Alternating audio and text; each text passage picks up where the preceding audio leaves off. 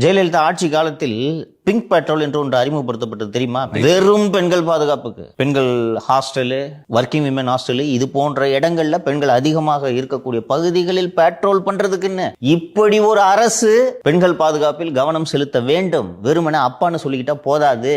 இப்போ அது கண்டினியூ தானே சார் ஆகும்? எங்கம்மா பிங்க் பெட்ரோல் எங்கம்மா இருக்கு? வண்டி பாத்தீங்களா ரோட்ல? பாத்தீங்களா? 1-2 ஓடுதுன்னு நினைக்கிறேன். இங்க அது 1-2 இத்து போன வண்டியா இருக்கும். அது ஒரு ஸ்கீம் இன்ட்ரடியூஸ் பண்றாங்க. அதோட நோக்கம் என்ன?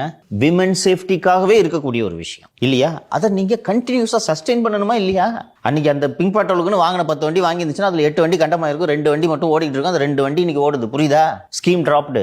எந்த பார்ல தகராறு நடக்குது, எந்த பார்ல நமக்கு ரூம் கொடுக்காதவன் வந்து குடிக்கிறான், அவனை தூக்கி உள்ள போடணும்னு காவல்துறை அதிகாரிகள் கவனம் செலுத்தும் போது உங்களது உண்மையான பணியில் எப்படி கவனம் செலுத்துவீர்கள்? பாதுகாப்பு தர வேண்டிய காவல்துறை பாலியல் பலாத்கார சம்பவத்தில் ஈடுபடுறாங்களே சார். ஆமா, திருவண்ணாமலையில் மிக மோசமான ஒரு சம்பவத்தை பார்த்தோமா இல்லையா? சோ ஒட்டு மொத்தமாக தமிழ்நாடு காவல்துறையின் ஈரல் அழுகி இருக்கிறது.